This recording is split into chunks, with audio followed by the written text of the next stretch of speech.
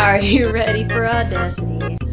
So, welcome to MiniFridge. I'm Andrea Radek. And I'm Kristen Plesko. I'm eating an ice cream cone still. She is. She's being a slow babby.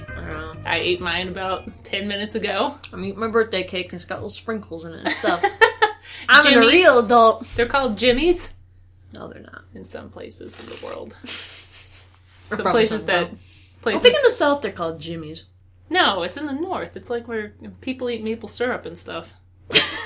You know the country In the I'm maple talking syrup about. area. You know the place. Where the maple syrup cartels The run maple strong. syrup eaters. That's what we call Canadians down here. I thought Jimmy's is like British. It is definitely not. You do not say that in the North, at least around Chicago. You sure as fuck don't Well, say you that. say pop there. That's weird. Huh. I hate that. Whenever Get on someone, our level. Yeah, you going on to the pop stand, getting some pop, and I was a kid and I didn't know what they were asking me. I'm like, You were pop rocks? you were roughed up by some no good Midwesterners. No, they were nice. Telling you about their. They were just a little racist, and no, it was Toledo. So Okay, Toledo doesn't count. Oh, okay. Well, apparently my entire experience as a kid with Ohio was Toledo, and apparently Toledo is like kind of a shithole. Like, sorry if you live there. Sorry, Papa. I really love visiting you, just not Toledo. Tony When she Packles says is good, Papa, though. she means her grandfather. Oh, sorry. Yeah, You not just my say, dad. I'm sorry. Well, no. I'm sorry, Papa. I meant to visit you in Tony Paco land. Talking about racist, but That also wasn't a Hungarian accent, so it's even worse. What?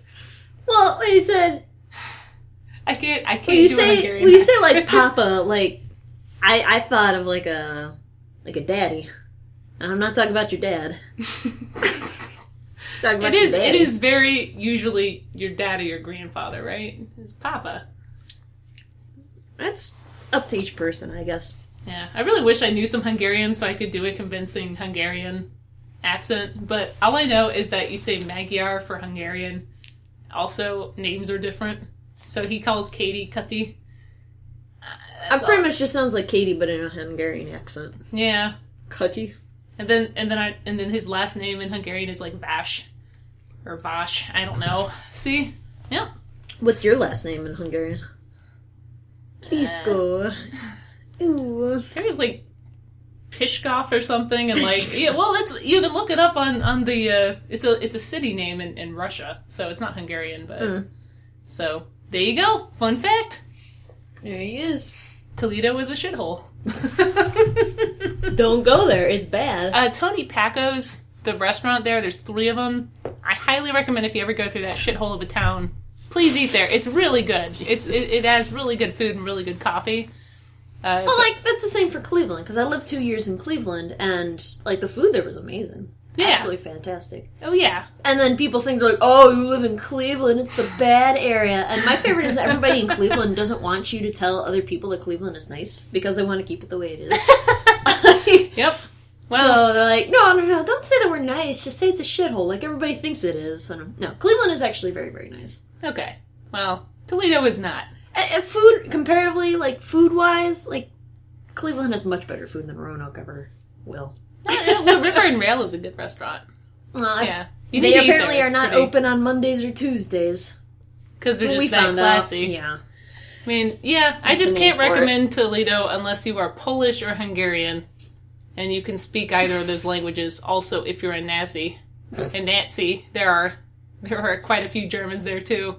Yeah. And Yeah. they had one of the biggest Nazi demonstrations there. That's Recently? it was like in 2008. So, and it was over 100 Nazis, and that kind of terrifies me. So 100 seems fairly low. it was like 100 to 140. It was pretty big neo-Nazis. There's not that many of them because they're really terrible people. I would guess there's much, much more than that. Just having 100 Nazis in a room, you can get that together with anybody. Any goddamn town. A place like Toledo, where it has, I'm a sure. sizable amount of... Well, if you type in like How many Toledo Nazi demonstration, Oh, goodness. so then the FBI will come after you. Mm-hmm. Well, technically it's legal to be a Nazi. I mean, guess. Want to be an asshole. 2008? Yeah, I think it was like 2008 or something. Toledo Nazi. 2005, okay. Toledo riot. National Socialist Movement. pro-white organization. There we go. Yeah. Whenever you hear National Socialism, you're like, oh, it's Nazis. And the rally turned to rioting. Good. How many people? It was enough. Enough to cause a riot. A 4-hour riot. For Toledo, that's pretty intense. It caused a citywide curfew to be implemented. No, we gotta have a Tony Pacos. It didn't say how many people were in the fucking riot, though. Oh. Well, in the news story I read, it was like 100 to 140. It wasn't like what you would consider a large amount. You're not gonna have a 4-hour riot with 140 people. Well, maybe the other people who were angry with them were also rioting. I don't know. But people tend not to like Nazis for good reasons. So, right. For anyone who is a Nazi who is also listening to us, we do not agree with your ideals. See, over 100 were arrested. Yeah. Arrested. Oh, just kidding. Then there were a lot more than that. Mm-hmm. Okay, well, there you go. There's a lot of them there. Like, an uncomfortable amount. Like, people who basically don't want to mix with, like, black people, that sort of thing. Like, we can't go there. They were invited to come by the area by white resident who complained to them about black criminal behavior. Yep, that sounds like Toledo, because, you know, basically, like, the white people, they'll be like, oh, you can't go there, so they planned to march through a predominantly African-American That is what they do, yes, to incite violence. And two sides hurled racial insults at each other for more than an hour, then police alleged counter-demonstrators started to hurl rocks at the Nazis. Which I would want to do, too. Yeah, me too. So the police then called off the Nazi march, but the violence escalated. By Saturday night, 114 people were arrested. Yep. It also probably doesn't say how many Nazis were actually there. Enough. It doesn't. It just a fucking lot, apparently, but it's bothering me. Yeah, so welcome to Fridge Art, where we talk about how many Nazis were at this one riot in 2005. But basically, like, we went to a German-American festival, and my grandfather started talking to, like, this U-boat captain at the time. He was a U-boat captain during World War II, and that made Dad and I kind of uncomfortable. Because we were the most non-German-looking people there. So, beer was apparently good. I didn't have any. I was too young. No point to going there.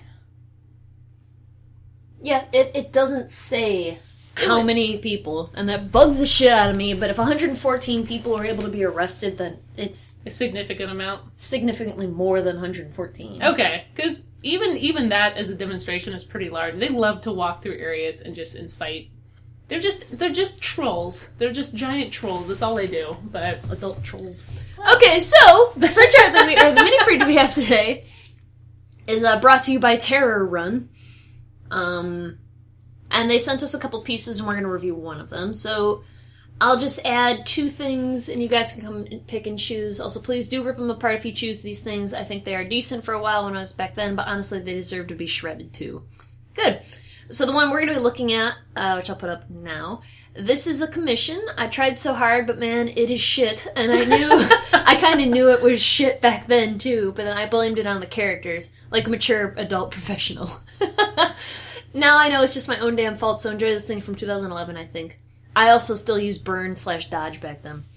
Ooh. And then the other one will keep a super secret. Yeah, because we're actually starting to run out of people. So if you want to send your artwork to us, we need to know, because we haven't gotten Hope we didn't scare you away from either talking about Nazis or... I mean, if you're anti-Nazi and pro-critique, this is the place for you. Or if you're a Nazi that's pro-critique. I mean, I guess that's fine. Well, you're not okay with it. I guess I don't agree with their ideals, but I agree with the fact that they want to critique.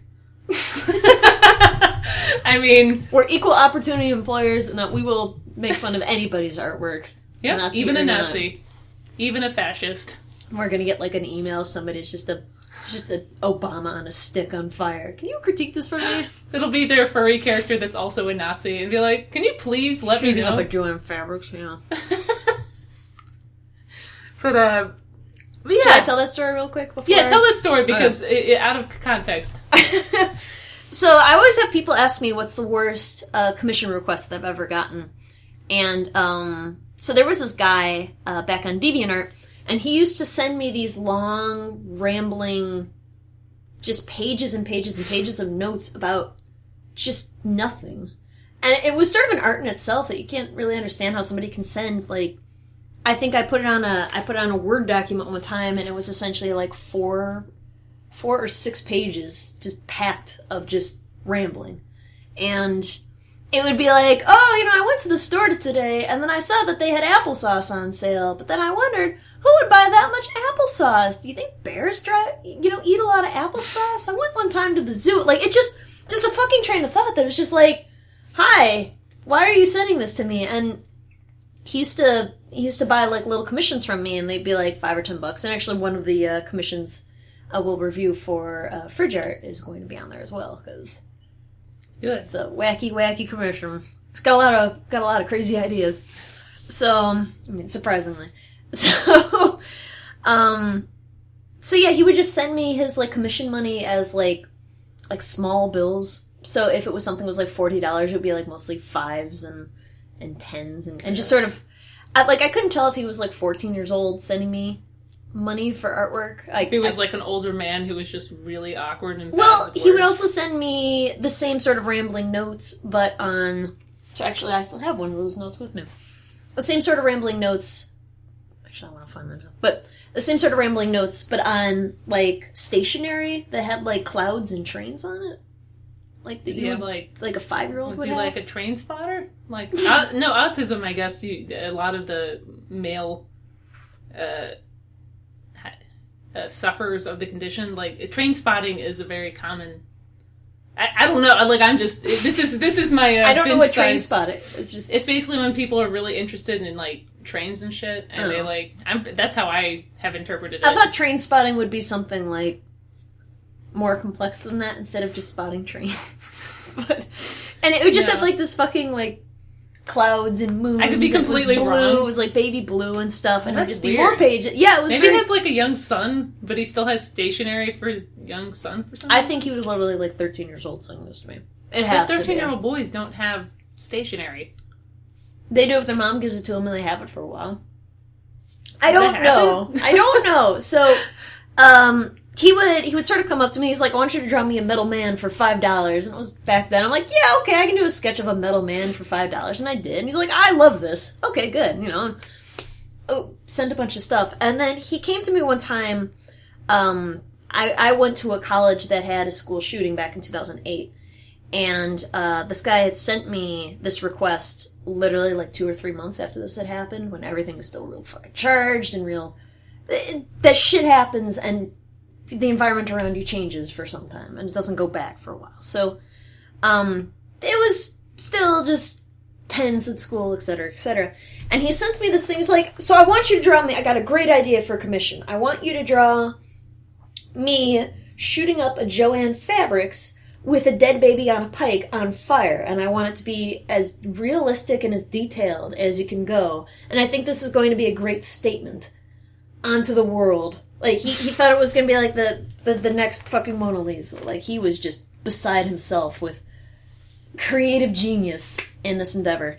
And I told him, like, dude, you understand that I literally just had this shooting happen like a month or 2 ago, right? You understand what you're asking of me is to draw somebody shooting up an innocent place. Like, are you fucking kidding me? And he's like, well, you can just be sort of coy about how you show, everybody there and stuff. And I essentially told him, I want no part of this. I want absolutely nothing to do with this. And he got all indignant, and he was just like, you don't understand what you're passing up, man. This is a great opportunity. And people are going to look back on this in the future and realize that this is truly a work of art, and you're going to be left in the dust because you didn't act on this great idea. I really think he was a 33-year-old basement dweller that just had stationery from, like... Maybe. I mean... If I was told that he was, like, 50 years old, and he had severe problems with his home life, and his escape was... Because that isn't normal to ask about, so I would assume he's older. No, it definitely rang out like something was askew. Like something was off. But after that, he never contacted me again. Good. Yep. So... But yeah, so this painting that... we haven't talked about for a while. Yeah, there it is. So, like, we all have to do these types of paintings occasionally. I can link to a similar painting that I did, which is pretty much the same shit. It's a shitload of characters sort of dicking around, like an event happening in the middle, or, they're all having fun, but you want to also represent them equally. And pretty much anytime you get over, like, 3 characters, you're sort of fucked. Like, because at that point... It depends, unless you don't At that point, focus... it becomes a sticker book, essentially, of, like, you have a background, and then you just sort of place in all these other characters, because the interesting interaction that most people tend to gravitate towards between, like, 2 characters doing something or talking to each other, like, that tends to be the focus of most stuff, but when you want everybody to have the focus, it becomes an image like this. And there's not really a good way of fixing that. I think...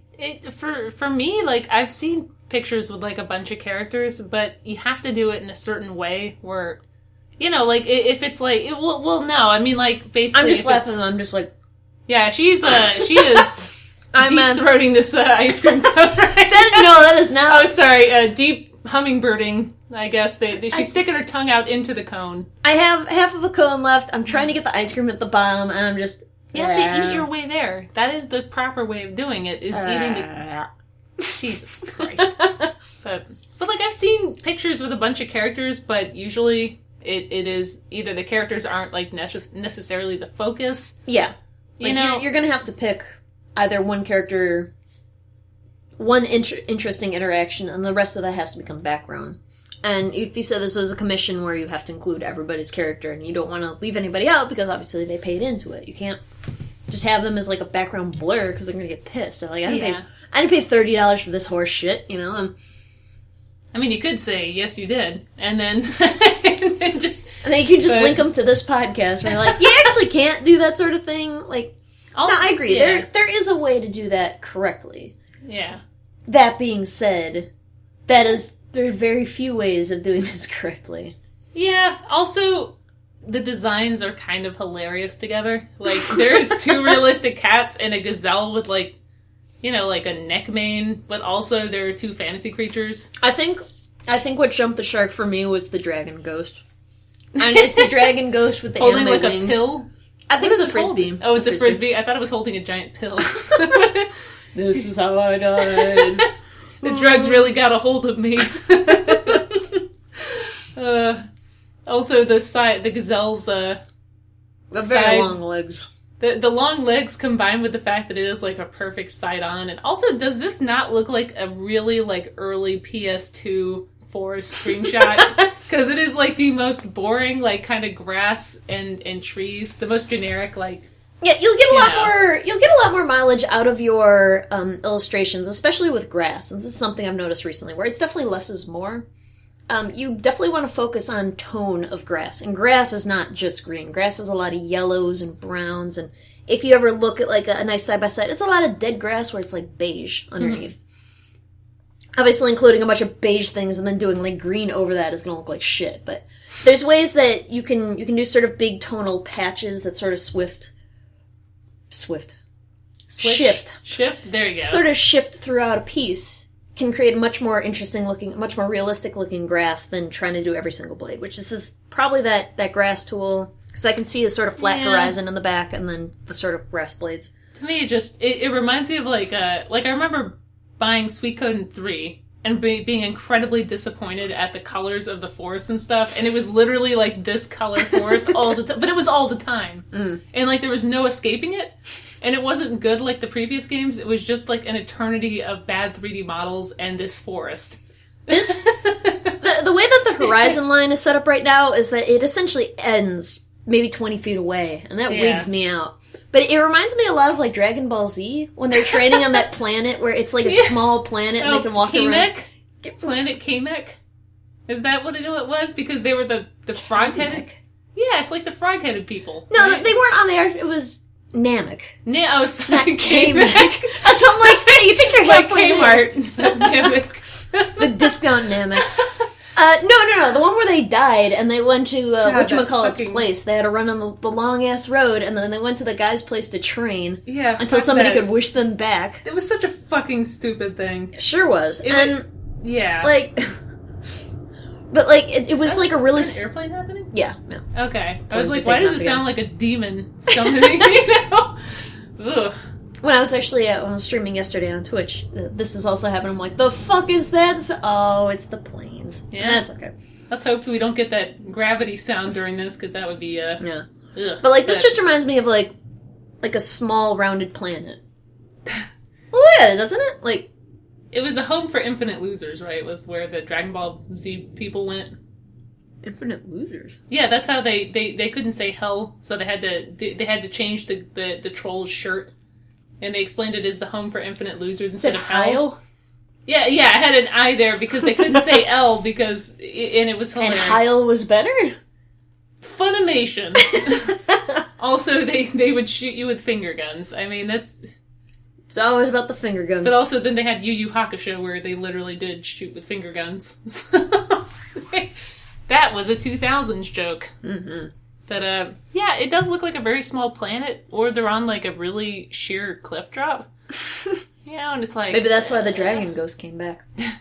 Don't go this way, guys. And I'm like, holy shit, it's a ghost. And they're just, like, chasing after it, and then right off a cliff. Right on the other side. Like, you can see some shadows happening a little bit, but it's not enough. And, like, it looks like the cat on the tree is, like, much bigger than the cat on the ground just because of, like, that perspective. That's the first thing I saw was, I'm like, that cat on the ground is tiny. That thing is, like, itty-bitty baby tiny. I think if you create more of a foreground, middle ground, and a background thing, because, like, you have these big giant aloe vera plants in the front, which I assume is supposed to be grass that you painted once, and then you flipped over the other side, and then kept that same one on the left side. I can see it. I got a fucking sense for this stuff. Are those rocks or bushes right there? They painted this one, and then they flipped it. Yeah. And then they just pasted over that. This, I think that's a bush. It sort of has shading like a rock on it. If you make all your aloe vera plants and your bushes darker, that'll create, like, at least some sort of distance, some sort of judgment. Honestly, adding more contrast to everything would probably help. Yeah, but there's a lot of... It's all, like... The thing I'm looking at is the trees. Like, the trees all look like they're exactly the same distance away. And that's because everything is colored exactly the same. So then you have, like, this big tree here, which is laying down, and it somehow gets wider here. I don't understand that. And then it goes behind here. So, like, it's in front of this tree, but it's behind this tree. And they look like they're exactly the same distance. I mean, it could be, like, a curved tree, like, where... I don't fucking know, man. I mean, there's a time and a place. Here's an even better one. This cat is on both of these branches. I don't understand. Fucking explain that to me. I don't think he's on both, but I think because there is no atmospheric perspective, he looks like he is on both. He looks like he's literally on both, and that would put him, like... Look how big this distance is between this tree behind a rock here to this tree here, and then this cat looks like... I thought it was draped over both of them. What is the... do you remember the painting, like, it was like Vanitas or whatever, and it was like the anamorphic skull in that picture. Mm. It was like a Flemish painting, and if you looked at the painting at an angle, you would see the skull, but otherwise it just looked like a blur. Maybe it's kind of like that, where... I don't know what you're talking about. Oh, if you look up anamorphic skull, you'll see it. So, okay, alright. Well, I can't remember the damn thing, but it was like a really long thing, just like two people high up in, you know... I don't know, but yeah, that cat. Two people much alike in destiny. Also, there's a skull Apollo there. Something where we lay our creed. It's a really famous painting. I can't remember. I was not good at remembering. But yeah, all your trees look like they're the same distance. They also have no shadows, so they're ghosts. Yeah, they do. Well, this one actually is a ghost, and it has a shadow, so I don't know. But it's like darker. How does a ghost have a shadow? It is well, you can have a shadow. You can still have like. A shadow, if you're, you know, like cellophane might still have a shadow. I mean, well, it's true. I mean, sell a ghost. Your pink lynx flying thing, dragon, probably lynxen, yeah, it doesn't have really a shadow, and that definitely that's.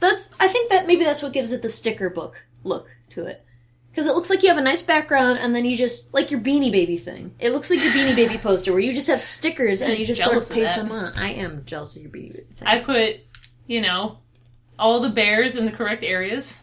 In the woods? Yeah, in the woods. Sometimes with the penguins, if it was a polar bear. They gotta hang out together. Yeah. But, pretty sure that's how that works. Yeah, it is kind of weird how they, like, there's trees here, but there's no trees in the background to give any sort of distance. There's also no shade. Yeah, because they're ghosts. All the ghost trees? Yeah, the trees are ghosts. That's what I mentioned before. Yeah, like there's no shading on the trees, so they're ghosts. They're holograms. Maybe this is a dystopian future where there's no trees left, and this is just a hologram of playing. This is really bothering me, this cat on the stick thing. He's perfectly around that stick. It's too much. Trunk. What's the name of that? That's your converging lines sort of thing that you definitely want to stay away from. Is like, if you had things that are essentially the way to fix this with this cat and this branch, if that branch is supposed to be behind it, make that branch a different angle so it doesn't look like it's directly intersecting with the cat's legs, like it's going around it. Yeah, or lighten it significantly. Yeah. Even that, it would still look like it's right there. I mean, it's right between those. If the whole tree was lighter, like it was pushed back more, it wouldn't be like that at all. It wouldn't be as bad, but you would still see that it's like grasping onto it, like. Yeah, unless that was intentional, which it shouldn't be. Don't ever admit that. But also the trees are just like, and I'll be the first to say this. Trees, when you look in the woods, usually aren't brown. Usually they're like gray. Mm-hmm. Like, surprisingly, actually, something recently I had to paint. We were like, those trees look really alive. Use more gray and it'll look more like tree, and it did. Yep. Yeah, they have quite a lot of gray into them. Yeah, there are some brown trees, but usually it's the inside of trees, not the outside. Yeah. So, and there's a lot of cool trees, like some African trees and stuff might have really cool bark. Like, look at a picture of a tree and use it, because these are cartoon trees that are brown. Like 100-acre wood trees. The other thing that really annoys me about this piece is the way that these like sticks just turn into big puffballs. Like this one is, you can tell it's like a heavy thing, and then it's just sort of a brush stroke around the side and above the slings here. Yeah. It just, I'm trying to think of what it reminds me of. Anger? Well, yeah, but like, God, it's weird how it looks like pom-poms. It looks like cheerleader pom-poms. Yeah, kind of where they just have like the arms going straight into there, and then it doesn't have anywhere it comes out. And trees are, I wouldn't try to define trees as the exact branches they have and everything. I would definitely try to define them as a shape first. Well, they're basically like, trees aren't too bad. They're always forking. So you might have like one fork for the main fork, and then it'll go into two, and it'll go into another one, and that's usually how trees work. And also, the back tree has more contrast than the front trees, which really bugs me. Yeah. Like, when you look at the right of the ghost holding the frisbee, or pill. Pillsby, and you look, and it's, like, darker brown that's even on the front trees. So that goes into my vision. It goes forward more in my vision than the trees in front of it do. I've finally finished my ice cream cone. You did it! The cone was chewy because it's been out for a while. Ice cream makes things wet when it melts. But yeah, it's like this... Boy, howdy. Like, this tree right here is supposed to be in front of this, but this is... Yeah. Like that. So your contrast is all over the place. There's a lot of ghosts here. Yeah, more contrast up front, less in the back. More contrast, less ghosts. More shade. Also, shadows are sometimes sharp and sometimes fuzzy. If you have your foot on the ground, you will see that the shadow nearest to your foot will be sharper, and then as it gets further away, it will be fuzzier. Mm-hmm. So it's good to use both. Remember to use your edges correctly. There will be soft edges and hard edges. Yeah, even in the shapes of these, like, let's go up on this links here. You can tell there's a lot of time put into... Oh, it is kind of a lynx, isn't it? Yeah. Huh. There's a lot of time put into, like, this very, very slight tonal variation. And I don't want to tell you that you need to have more contrast in between, like, your brushstrokes and, like... Because this is actually something I've been learning recently, is, like, the most successful looking coloring is stuff that is very... you can tell it's different, but it's just slightly tonally different, and it blends more together like that. And so, like, these sort of, like, slight colors is a good stepping stone for part of your image, I would say, but you definitely need to have those images where it has weight and it has volume to it, because when you don't have a lot of contrast, like underneath its neck, it has no shadow there. And it looks like they're all lit up from, like, a really bright, like, photograph where they have, like, absolutely zero shadows to them, and there's no shadows anywhere. But there's just too much detail. Like, you don't need to detail it that much. Like, literally pick the focal point, which is probably the face and, like, the shoulders and stuff, and then detail there, and then fuck everything else. Like, literally, just that's don't... True. Like, no one fucking cares about that, and no one will look at it, and that's the enraging thing, is even if you detail something super a lot, most of the time people aren't going to look at it. Yeah. They're going to look at one specific place, and you have to direct their eye to that. And then you can actually be lazy for a lot of the painting, and no one will really be the wiser. Yeah. So, I mean, well, don't detail in shadow, basically. If you have shadows, use it to your advantage so you can basically just not have to detail everything. Well, the other thing is that, like, the level of detail that's into these trees, like, they are fairly detailed, but it's the exact same type of brush strokes into it. The same type of brush strokes, and, like, if you look at our very first fridge art, we talked about this, that, I had said that somebody looked like, all my stuff looked like trees. And this is pretty much exactly what they're talking about. Is like the type of strokes that you have are these short, mid-range strokes where they're sort of thin and then they get fat and then they go thin again. It's like a like a kind of really hatch marky, almost like hatchy, almost like kind of. Yeah, but then using the generic round brush. If you go to these wings, it's exactly the same. Yeah, it's just. When you have everything like that, they'll flatten your image. Yeah. Like, even if it's different no texture. things. Yeah. Yeah, the texture is all the same. Like, I can't tell that that's fur on the dragon thing. Yeah, and in the same way, we won't be able to tell if that's fur on the trees. I mean, we only know that's bark on the trees because there's no fur on trees, unless it's a fir tree. Oh. But... yeah. I'm just gonna moan for a while at that pun. Jeez. It's for the best.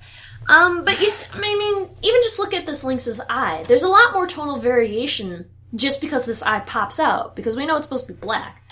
But I mean, if you applied that same sort of form and everything to the rest of this image, it would have made these characters stand out quite a bit more. But as it stands right now, you have the same sort of texture and detail variation on these wings as you do on this grass, which is more of a brush, as on this tree.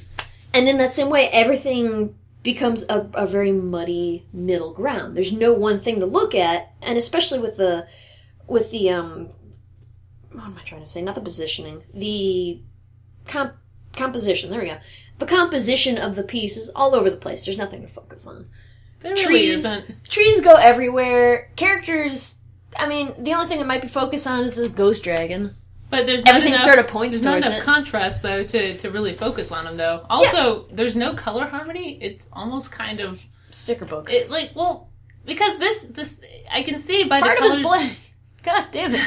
There's grass over his There's little... grass over his little tail blade thing. Oh, Son boy. of a bitch.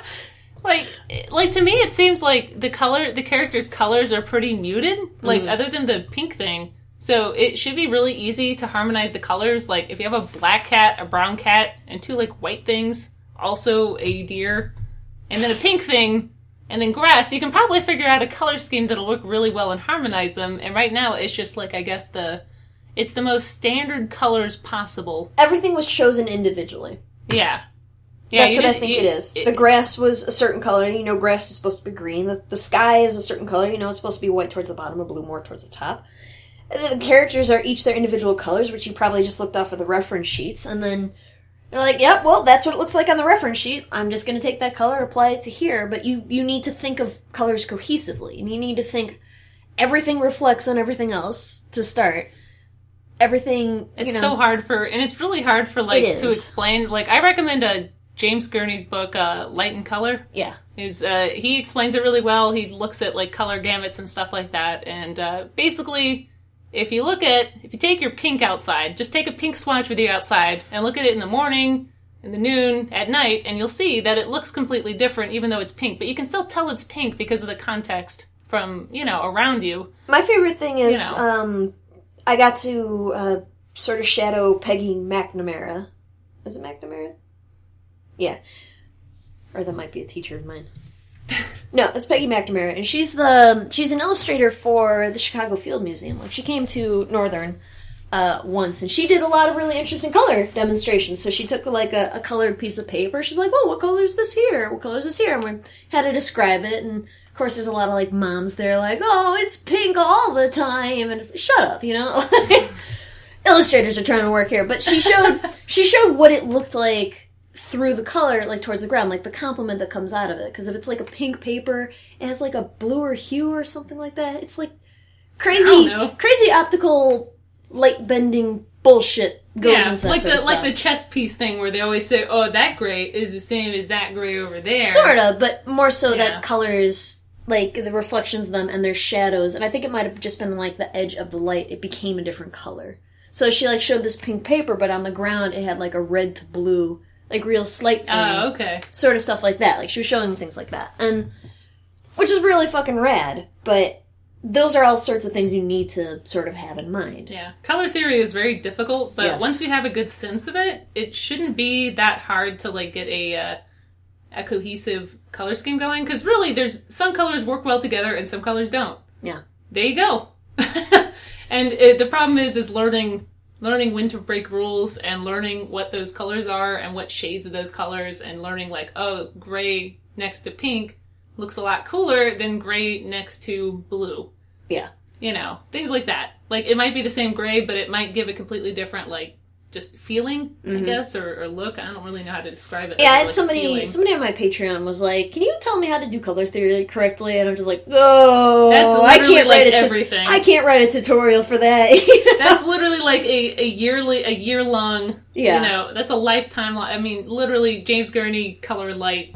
Buy that book. It's like $20 on Amazon. It is invaluable. And honestly, like, I mean, through these podcasts and stuff, we want to give you a good idea of how to better improve your paintings and everything like that. And, like, something to really realize is that a lot of the reason that people become illustrators is because it provides a challenge to them on a fairly consistent basis.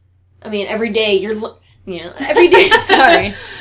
Ice cream in my teeth. No, like, and that's a lot of the reason why I do this is that it challenges me. Like, if I could never work just a regular desk job where it's the same thing every single day. And I could. I kind of accidentally got into illustration, though. Yeah, Kristen. I wanted to be a design. I actually wanted to work in a print shop and, like, print things. And now I'm not. I always wanted to. Well, I wanted to be a biologist, and then I wanted to be an illustrator, and then I'm still very happy being an illustrator, so I'm exactly where I want to be, but for me, at least... No, I'm happy where I am, it's just, sometimes you don't know where life leads you. Yeah. And sometimes, like James Gurney has a geology degree, which is fucking great, but he draws dinosaurs, so it makes sense. So it's somewhat relevant, so I guess if you wanted to be a biologist, but you were like, yeah, let's draw tiny parasites on things or something, like, that would make sense, you know? Yeah. Well, I always liked animals, so it worked out well. But I'm just saying, it's like... You can't like animals. We can try and provide you with the most answers that we can, but a lot of the joy that you'll get out of it yourself is fucking failing all the time. And it sounds... failure is important. Backwards and annoying, but, like, that sort of struggle and learning how to figure these things out on your own and... learning that, I mean, what we say now might not make any sense, but if you go a couple years down the road and you're studying and everything, you come back to it and you're like, oh, shit, that does make more sense now. I actually understand what they're trying to say. You know, it's... Yeah, like, sometimes you won't be able to always... Like, like, if I had read a lot of the books I've read now as a child, you know, when I was painting, like, when I was drawing, like, anime shit, I wouldn't have understood anything. I was but they use Copic markers and it looks good, and of course it doesn't. They can't tell me to not draw anime to learn how to draw. I'm gonna draw all the anime, and then I'm gonna fucking prove them wrong, and I can do all the human anatomy I ever wanted in my life. And you see, I drew a lot of anime, didn't you? And then straight into that car wreck that everybody else does. And then everyone has bell-bottom jeans, and it's the 90s. So, rocket pants and bell-bottom jeans forever. And everyone has shoes that are covered up by their jeans because you don't want to draw That's shoes. That's probably the most frustrating thing. When you see people who draw that and you're like, no, I've been there, stop it. Yeah, well, a lot of that. But, like, you see them sort of doing the certain things and it's just like, no, I think I'm just going to continue with anime. Or, like, it's like it's like looking at a dead man walking. You're just like, well, that's the next 5 years of that person's life wasted. What's even better is, like, if they become someone like who's the person who gets, like, $30,000 of Sakimi-chan. Sakimi-chan, there you go. And she's like, well, I'm going to draw anime fan art forever. And she does it so well that she just makes $30,000 if you want to draw 2 weeks. Dark Link being boned by Ganondorf for $30,000, then you're fucking She does Please, go ahead. a ton of porn. Also, the anatomy is questionable at times because men do not look like that, neither do women. Everybody is oily. Well, everything must be slick and slippery. Well, like, sometimes I think she forgets that abs only go up to a certain point, or, like, men aren't really that thin because they have internal organs. Also, ribs. And let's just shit on Kashimi. She's making more money than we're ever going to. She makes my yearly salary in, like, literally less than a month. She obviously is doing something right, and I'm not shitting on her for that because she can deal with 2 people with 113 she doesn't even people, know about 119 people on a YouTube channel. She does do a lot of things appealing though, like her colors and stuff are appealing. No, she does do things well. But of course, as a as it's artists, you'll always get anywhere with anime. It's just that you will get to a point, and you will be stuck at that point, like the many forefathers of people drawing anime before you, who have gotten to that point, gotten frustrated, and stopped. Yeah, like there's a time and a place for anime. And I honestly don't think porn is necessarily it, but it's just it's just fun. Bunch of hentai artists like, would beg to disagree. Well, they do make a lot of money. There's a time and a place for everything, really. So if you like drawing anime, just be prepared to like for living.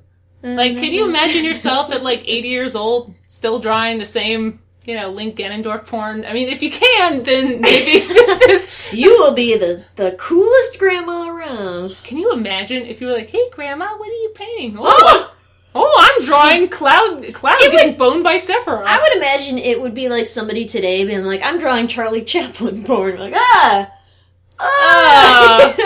nobody knows about Charlie Chaplin.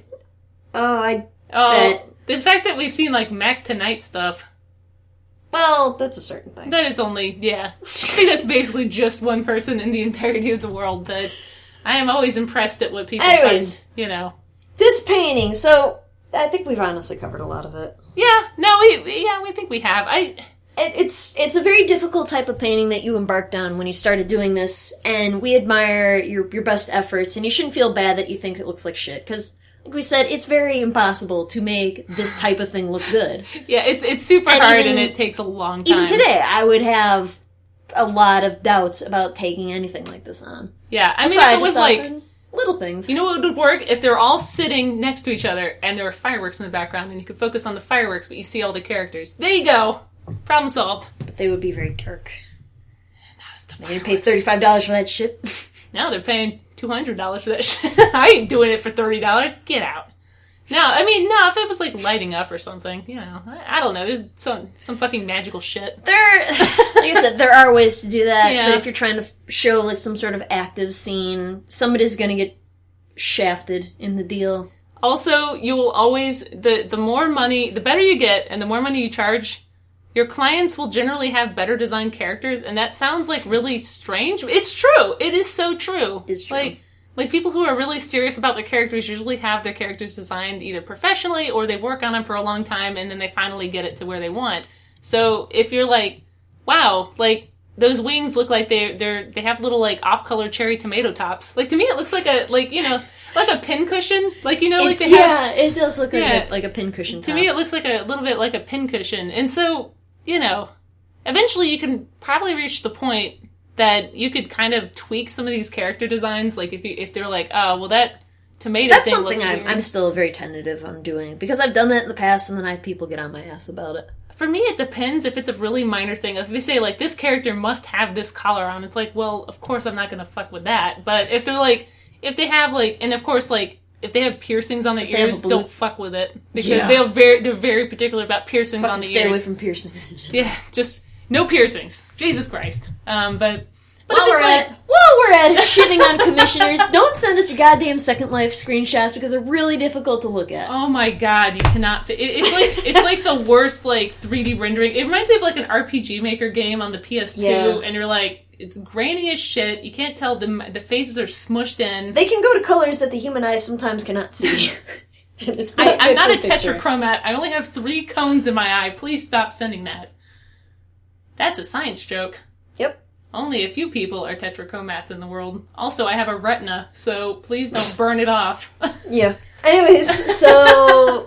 Yeah, I'm good with this one. Yeah, no, I mean, it does show that you did a lot of effort into this. You did your best. Yeah. Also, this butterfly net is, like, dragging into the ground, and it's He's at like a really little weird Sora. angle. Little Sora from Kingdom Hearts. But He instead is, of a like, Keyblade... well, no, just, like, the edge of the thing is quite a bit shorter than the other side of it, because it was already going into the ground, so they just sort of Could just be a really fucking weird net, Andrea. Cat fucked with it. Yeah, it could be made by the cats without any opposable thumbs or anything. Maybe the ghost dragon just made it for everybody. Yeah. You gotta also wonder, like, when people are like, man, I really want all these characters together, and it's like, they don't have any hooves. Like, hooves aren't thumbs. Cats don't have thumbs. Dragons don't have thumbs. Like, how, especially if they have, like, a net, it's like, how does that happen? Like... Sora's it. Or, like, I always love thinking about that. It's like, how does this character get their socks on, but it doesn't have any thumbs? Well, that's a debate for a different time. That is. That's a sparkle dog debate. I don't even think they're really around much anymore. There's a few people. There's a subset of people, and they tend to be about 17 years old, and smoke some pot. Yeah. We're adults, and we're shitting on the young. Yep. We're at that point that everybody different than us is wrong. Yep. Alright, well, this has been MiniFridge with Andrew Radek. And Kristen Plesko. And don't send us your Second Life screenshots ever.